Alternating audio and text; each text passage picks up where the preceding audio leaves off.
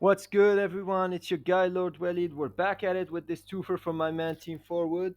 As I promised you, my dear friend and brother, I keep my promises.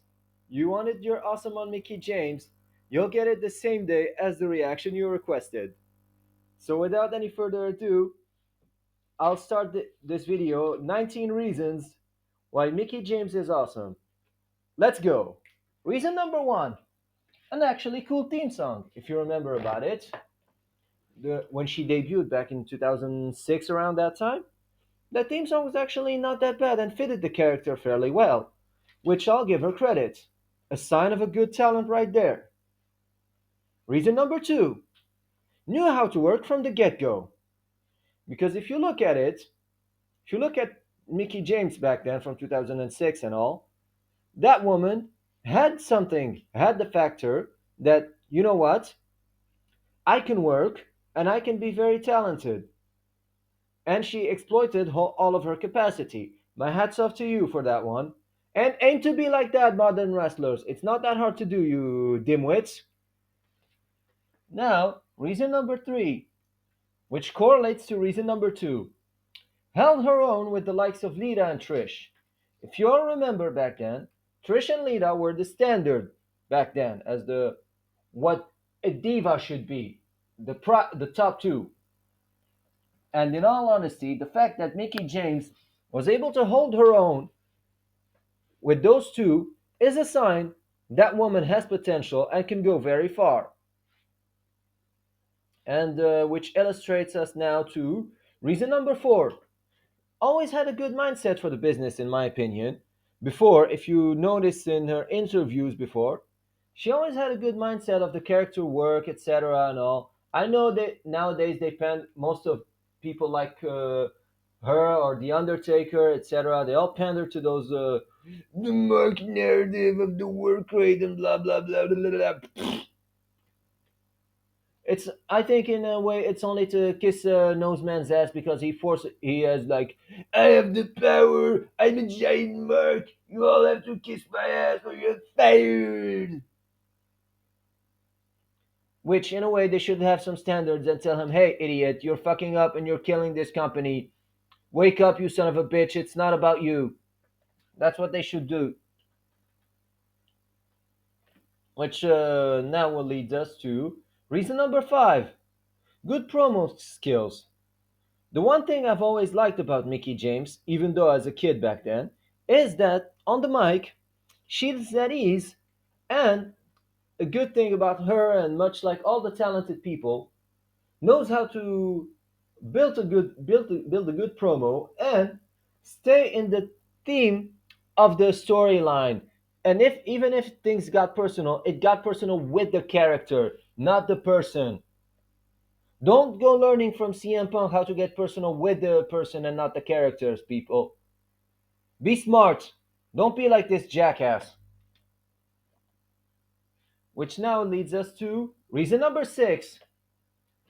Pretty charismatic woman, in all honesty. Because if you notice, which will also correlate with reason number seven, this reason will correlate with it. If you notice, whichever looks she has, she can make it work. And I'll give her credit for that one. Another good point on your part from yours truly. Now we'll move on to reason number seven. Still looks good even to this day. I know she's not as good as she was looking when she was young, but you'll notice something, people. Much like Lita, Trish, and all, even though they're in their like 40s, early 50s, they look way better than those current crop of modern day trash. As a prime example, you'll take a woman like Lita. She's got to be like 48, early 50s, late 40s, early 50s around that time. Still looks desirable. You see Charlotte Flair, close to 40, like, pass. You'll see someone like a Becky Lynch. Was somewhat decent looking at one time, but nowadays, nah, pass. You see Bailey, other than the ass, pass. You'll see people like Natalia and all, pass. But you'll see people like Lita, Trish, Victoria to some extent. Puppies! Now we'll move on to reason number 8. Had the John Cena note of approval back then. And that's a sign. If you have like the note of approval of John Cena, that means you're good. I know sometimes he put over beta males he shouldn't have. That was him being a company man. I'll admit, even though I am a huge Cena fan, and most of you figured it out already, I've been a very loyal member to Cena's team. However, when he fucks up, I tell him you fuck up. And if he does good, I'll tell him you do good. You know how you know how it is. And now we'll get to reason number 9, which illustrates to all the previous reasons, and you can guess it from those. Mickey James always had a good in-ring psychology. The way she wrestles is clean and safe, and doesn't get herself injured or injure others, which is a proof of a good talent and someone that can be reliable. Not like those degenerates who flip flops, tope con hilos, tope suicidos, tope who gives a fuck. Yet they'll get injured for like thousands of years and will not be taken care of properly. I know injuries can happen in this business. I know, but what you should aim to do is be built in order to minimize the risk of those injuries. As a prime example, as I illustrated previously, John Cena. If you remember, like the injury he had on his neck back in 2008, was it? Yes, around that time. It took him a very small time to get back to it. Why? Because he's built and he can last. You can't say that for people like Johnny Gargano or Gaigano or like Garbanzo Bean. Garbanzo, yes, Garbanzo Bean, like my man TW Booty Hunter calls him. Check out his channel too. He's a cool one too. By the way, as well, now we'll get to reason number 10. Knew how to make knew how to make something out of nothing. As an example, as I illustrated previously, starting from nowhere, like Idol of Trish or whatever, got things started and can be very entertaining. She's one of those people that you would care for, much like Trish, Lita, Tori Wilson, and for the males, like people like The Rock, Stone Cold, John Cena, and all. Mickey always had that type of aura in the women's division, by the way, not as the to the extent of the men's, but you'll get what I'm trying to say. Oh, now we'll get to reason number 11. Acts like a pro on TV and in interviews. When I watched the videos of Mickey's greatest moment from the WWE channel, and I saw the way she was acting and talking during the video, seemed like a consummate professional and someone that knows how to put over the business and be some. You could tell that that person is a cool person even outside of the of wrestling. Now we'll get to reason number 12. As my man illustrated it previously, the Piggy James storyline. Even though it sucked, I'll give credit to you, Mickey, for that one. You made something out of that. I know it was around with Michelle and Layla or whatever, but you didn't see her cry like a bitch, like those modern day degenerates. It's offensive. How dare they? No, she took it like whatever. I'll make the most out of it, and I'll tip my hats off to you, lady. Now we'll get to reason number 13: the country character and the looks. I'll give you credit. I'll give her credit for that one again. She makes it work good. And you'll notice whether it could be that or like the random clothes, she'll make it work as previously illustrated. And for that, you got my respect. Not in the Cody Rhodes way, by the way. Now we'll get to Reason number 14. When she came back and they're hanging out with Alexa Bliss and Alicia Fox. Hmm. Which makes me wonder, why doesn't WWE hire hot women like they used to, like Alicia Fox and etc.? Now, the good ones, they only bring the good ones from NXT and all, but they should do the same for the men's division. Not bring like boring schmucks like Ethan Page and Ricky Starks who are not never gonna make it, or like the few good ones that have something there. They job them out to be like potential lackeys, like your Braun Breakers and all, being lackeys with Seth Rollins and all. You should aim to have a succession because once your Cena's, your Roman Reigns are gone, you're gonna be left with nothing. Cody, he's not gonna be your guy. He was a massive jobber 10 years ago. Makes you expect that now all of a sudden he's changed? Drew McIntyre being booked to the definition of insanity. LA Knight being ruined. You're gonna rely on Jey Uso? The retard? Oh yeah, he'll get his sucks eventually. Which makes me think, Rami, you wanted the sucks. I'll start conjuring up the reasons. I'm sure they're easy. I'll just have to put them in order. That's what I need to do. Think long term, and even if they're gonna become bigger stars, when they come back, they will be special attraction. WWE, much like Lesnar, Rock, Cena, etc. Which leads us to reason number 15. A true woman and one that, the, in every reasonable metric, and at the very least, stood up for her man. Even though, like I remember, my man Team Forward told me about that one. The fact that she stood up for that boring charisma vacuum she's married to, like what's his name again? That incompetent as a manager on SmackDown, that Nick Aldis.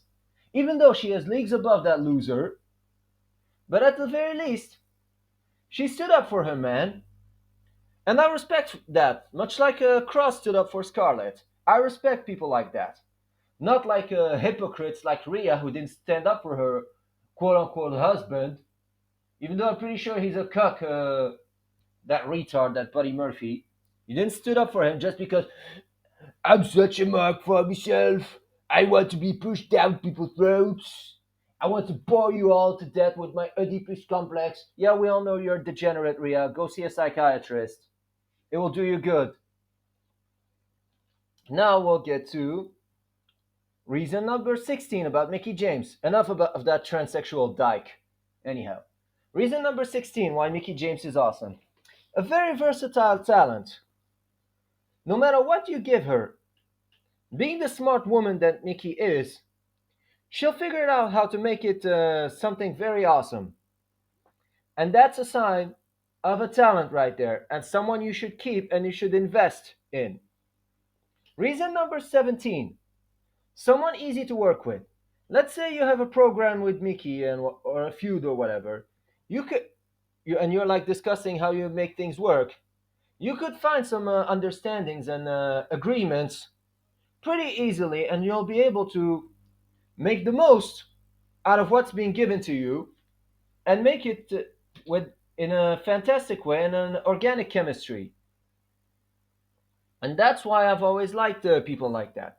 Reason number 18, as I previously illustrated before, much like all the divas from back then, a natural beauty remains elegant and desirable over time.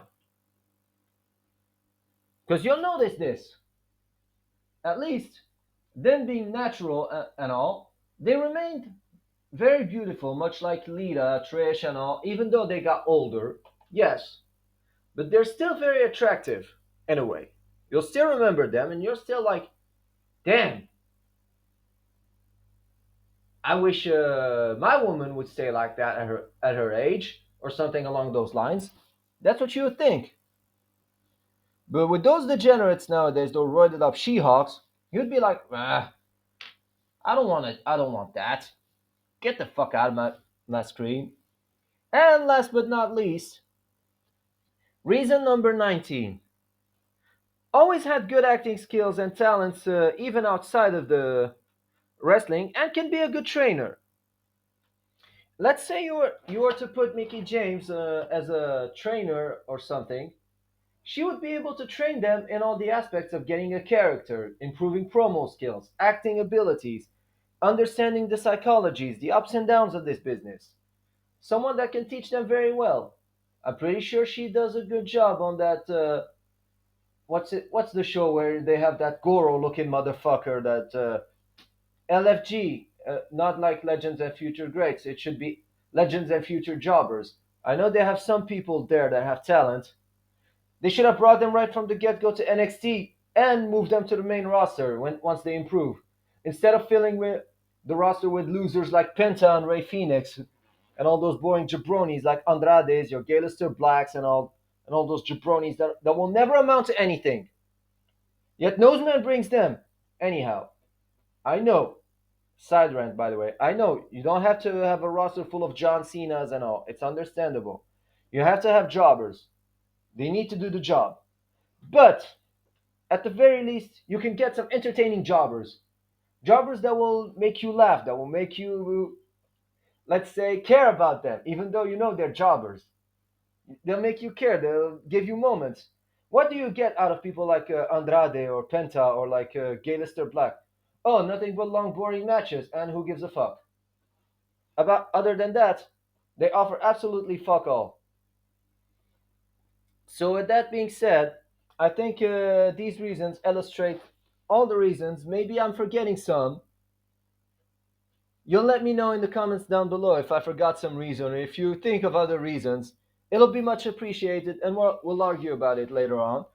So, with that being said, I hope you like this video. Make sure to comment, like, and subscribe, and let me know either in the comments below or on my Twitter feed which react segment you'd like me to react, or which person you would want me to do an awesome or sucks on. As for my man, WS Sports fan, the sucks on Johnny Gargano, oh man, that's gonna be an easy one. The reasons are all in mind. I'll just have to put them in order. And as for you, Rami, the sucks on Jey Uso, that's a pretty easy one too. And to answer your question, I don't hate him or Jimmy. It's just that I can't accept this idea that they're this greatest and all, even though I remember them, one not wanting to be Roman's bitch, and one being Roman's fapping hand man, the right hand man. By the way, which is how I called Jey Uso when he was going, I'm the right hand man. No, you're the fapping hand man. That's what you are. Which will be a preview to the Jey Uso Sucks video. So, with that being said, I wish you all a good day and enjoy your time. Take care of yourselves, people. See you next time.